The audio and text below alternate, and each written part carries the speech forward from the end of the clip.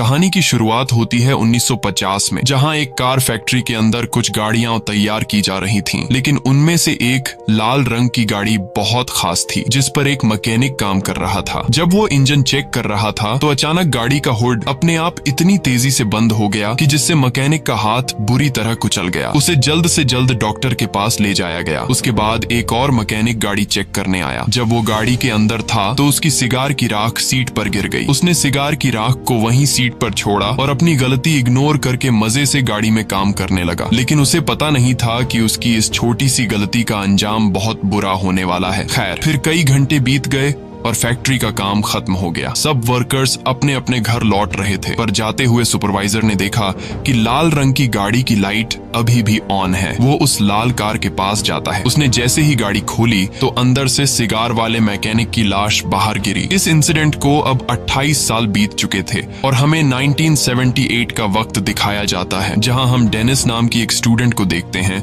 जो अपनी गाड़ी में अर्नी नाम के एक दूसरे लड़के के घर पहुंचता है। अर्नी एकदम सीधा साधा पढ़ाकू लड़का था। डेनिस और अर्नी एक दूसरे से काफी अलग थे, पर फिर भी वो जल्दी ही काफी अच्छे दोस्त बन गए। आज उनके स्कूल का पहला दिन था। स्कूल पहुंचकर उन्होंने अपने लॉकर्स से नई किताबें निकाली। तभी एक नई स्टूडेंट ली आती है और अपनी खूबसूरती से सब स्टूडेंट्स को अपनी ओर आकर्षित कर लेती है। डेनिस ली को देखते ही उस पर फिदा हो जाता है। बाद में जब डेनिस और अर्नी घर लौट रहे थे तो अर्नी को अचानक एक घर के बाहर एक लाल रंग की गाड़ी दिखाई दी। अर्नी ने जब गाड़ी को देखा तो उसने डेनिस को तुरंत रुकने को कहा। उन्होंने जब पास जाकर देखा तो वो एक पुरानी जंग लगी हुई खटारा कार थी, लेकिन अर्नी को ये कार बहुत पसंद आई। वो वही फैक्ट्री वाली कार थी जिसे हमने कहानी की शुरुआत में देखा था और अब उसकी हालत बिल्कुल खटारा हो चुकी थी। लेकिन अर्नी को इससे कोई फर्क नहीं पड़ा और वो उसी पल गाड़ी का दीवाना हो गया। तभी गाड़ी का मालिक जॉर्ज वहां आया और उसने कहा कि इस गाड़ी का नाम क्रिस्टीन है और ये उसके भाई की कार है जिसकी कुछ हफ्तों पहले ही मौत हो गई। दरअसल जॉर्ज जल्द से जल्द इस गाड़ी से छुटकारा पाना चाहता था, इसलिए वो इसे सिर्फ $250 में बेचने को तैयार हो गया। डेनिस ने अर्नी से कहा कि इतनी खटारा गाड़ी पर पैसे क्यों लगा रहा है, कोई दूसरी अच्छी सी गाड़ी खरीद लो, इसे दोबारा रिपेयर करने में तुम्हारे बहुत पैसे बर्बाद हो जाएंगे। मगर अर्नी ने बिना सोचे समझे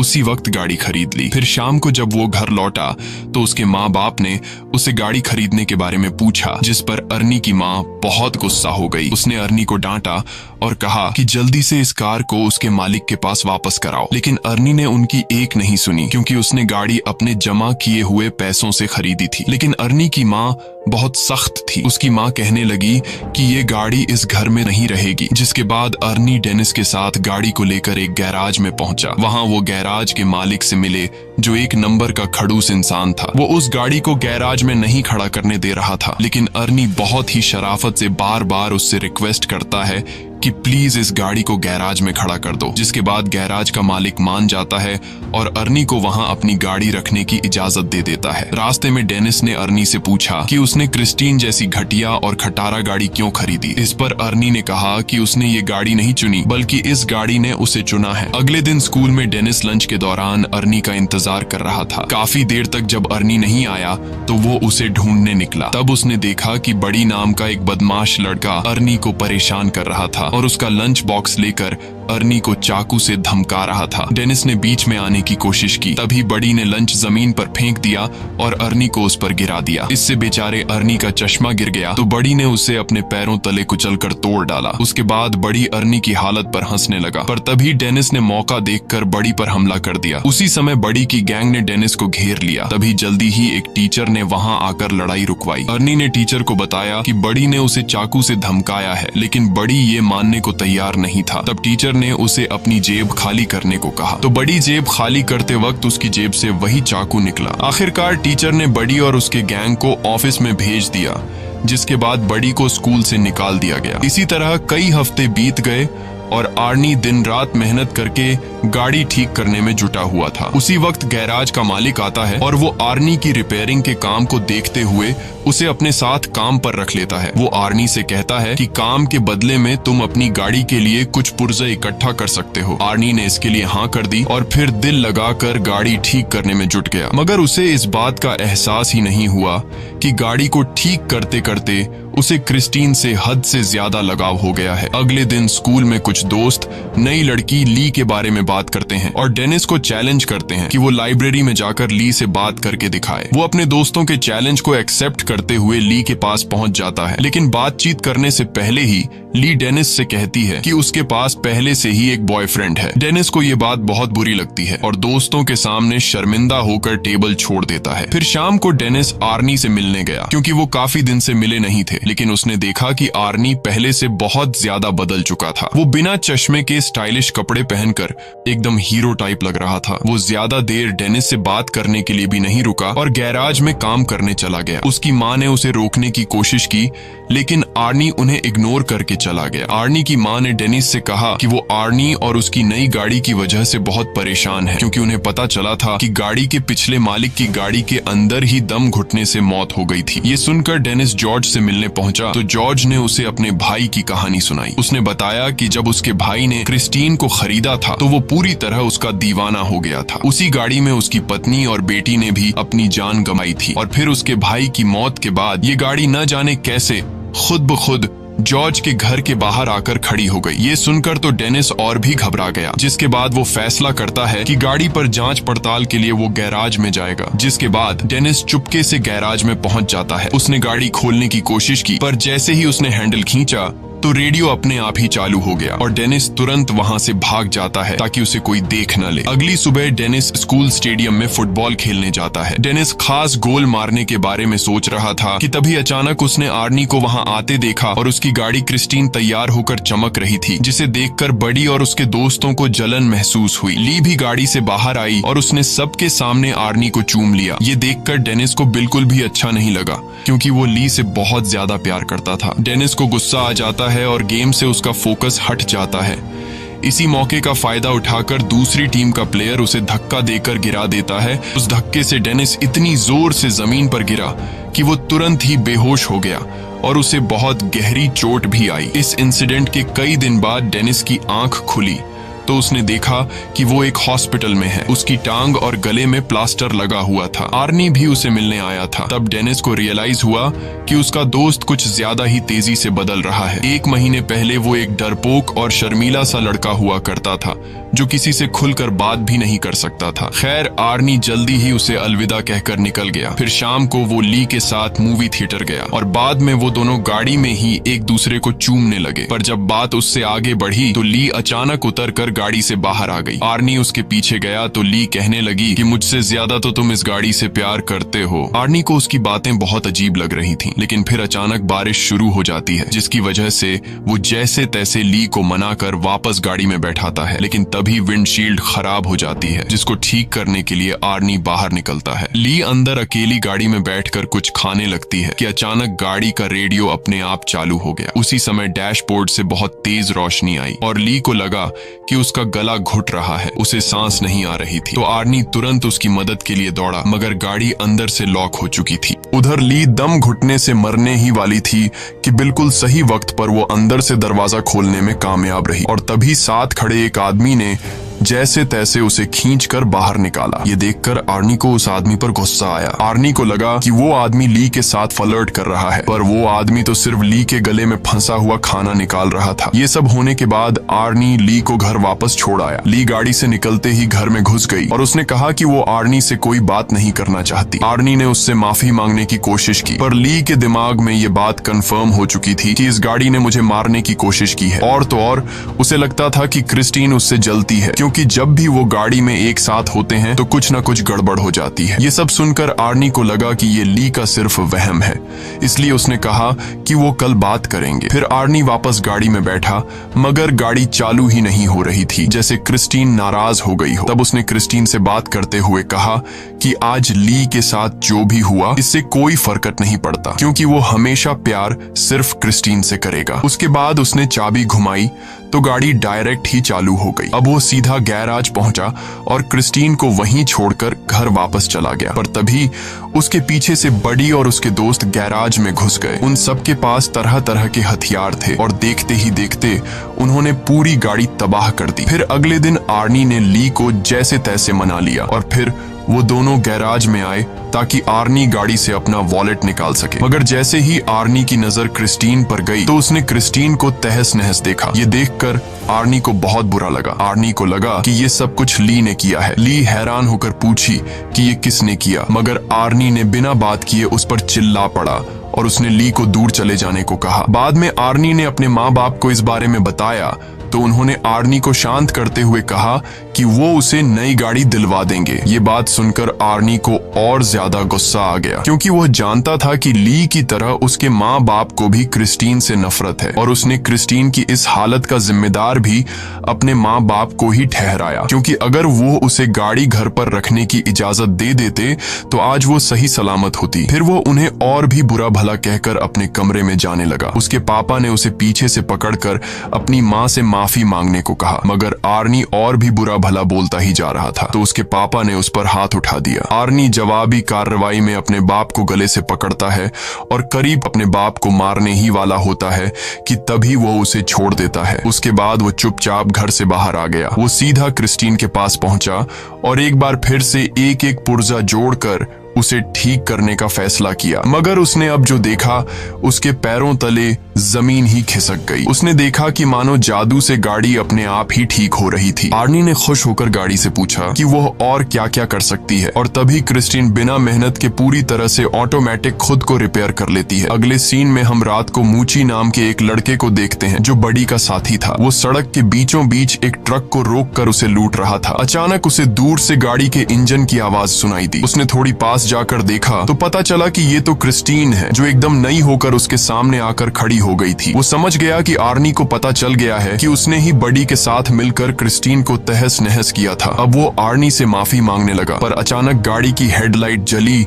और वह तेजी से मूची की ओर बढ़ने लगी। मूची उसी पल अपनी जान बचाकर भागा और सड़क के साथ मौजूद गली में छुप गया। उसे लगा कि अब तो गाड़ी उसका पीछा छोड़ देगी, मगर जल्द ही क्रिस्टीन दोबारा से उसके पीछे पड़ गई। अब मूची भागकर एक पुराने वेयरहाउस में घुस गया, लेकिन क्रिस्टीन ने उसका पीछा नहीं छोड़ा। आखिरकार मूची एक जगह फंस गया जहां से भागने का कोई रास्ता नहीं था। क्रिस्टीन ने उसे घेर लिया। मूची ने अपना चाकू निकालकर आर्नी को धमकी दी, पर क्रिस्टीन जबरदस्ती अंदर घुस गई और मूची को बेरहमी से कुचल दिया। फिर अगली सुबह आर्नी डेनिस से मिलने गया और उसे मूची की मौत के बारे में बताया। ये सुनकर डेनिस को बहुत हैरानी हुई। उसे ये भी समझ नहीं आ रहा था कि अगर क्रिस्टीन पूरी तरह तबाह हो गई थी तो वो अपने आप ठीक कैसे हो गई। मगर आर्नी ने कोई जवाब नहीं दिया और चुपचाप चला गया। बाहर जाते वक्त आर्नी से डिटेक्टिव जंकिंस मिलने आया और भरोसा दिलाया कि वो क्रिस्टीन पर हमला करने वाले गुंडों को ढूंढ रहा है और साथ ही मूची के कत्ल का केस भी वो ही हैंडल कर रहा है। आर्नी ने कहा कि वो मूची की मौत के बारे में कुछ नहीं जानता, लेकिन वो इस खबर से बहुत खुश है। ये सुनकर डिटेक्टिव को आर्नी पर शक हो गया। उसने आर्नी को बताया कि उसकी गर्लफ्रेंड ने ये गवाही दी है कि गाड़ी बिल्कुल टूटने फूटने के बावजूद भी अपने आप ठीक हो गई। ये सुनने के बाद आर्नी ने कहा कि ये सब झूठ है और वहां से चला गया। बाद में उसने ली को फोन करके मिलने बुलाया तो ली ने आने से इनकार कर दिया, जिससे वो और ज्यादा गुस्से में आ गया। वहीं दूसरी तरफ बडी और उसके दोस्त स्टोर से शराब खरीदते हैं और गाड़ी में बैठकर रवाना हो जाते हैं। रास्ते में एक दूसरी गाड़ी उनका पीछा करने लगती है तो बडी ने गाड़ी रोककर देखा कि आखिर गाड़ी में कौन है, मगर हेडलाइट्स की वजह से उसे कुछ दिखाई नहीं दिया। फिर उसने अपनी गाड़ी रिवर्स की तो दूसरी गाड़ी भी वैसे ही रिवर्स होने लगी और तब बडी को पता चल जाता है कि वो गाड़ी कोई और नहीं बल्कि क्रिस्टीन है। अब बडी ने गुस्से में आकर गाड़ी भगाई और सीधा एक गैस स्टेशन पर जाकर रुकी जहां उसका दोस्त रिची काम करता था। बडी गाड़ी से उतरकर एक लोहे की रॉड उठा लेता है और अपना पीछा करने वाले आदमी को सबक सिखाने के लिए तैयार हो गया। लेकिन तभी क्रिस्टीन बहुत तेज रफ्तार में आई और सीधा बडी की गाड़ी से जा टकराई, जिससे उसकी गाड़ी को बहुत नुकसान हुआ। बडी को लगा कि आर्नी गाड़ी के अंदर ही है तो उसने आर्नी को बाहर निकलने को कहा, मगर क्रिस्टीन एक बार फिर तेजी से बडी की गाड़ी से टकराई और सीधा उसे वर्कशॉप में घुसा दिया। डॉन गाड़ी में बैठा था तो क्रिस्टीन ने उसे भी बडी की गाड़ी के साथ ही कुचल दिया। उसी समय बडी की गाड़ी से पेट्रोल लीक होने लगा और अचानक उसमें आग लग गई। कुछ ही पलों में पूरे गैराज में बहुत बड़ा धमाका हो गया और रिची भी उसी आग में जलकर मर गया। ये देखते ही बडी अपनी जान बचाकर भागने लगा, लेकिन क्रिस्टीन इतनी आसानी से बडी को जाने कहां देने वाली थी। क्रिस्टीन भी उसका पीछा करने लगी। आखिरकार उसने बडी को भी कुचल दिया और वो वहीं जलकर राख हो गया। कुछ घंटे बाद गैराज के मालिक को किसी गाड़ी के आने की आवाज सुनाई दी। उसने देखा कि क्रिस्टीन धुएं से लिपटी हुई थी। उसे काफी हैरानी हुई क्योंकि आर्नी तो कोई दूसरी गाड़ी ठीक करने गया हुआ था। अब वो अपनी बंदूक लेकर देखने गया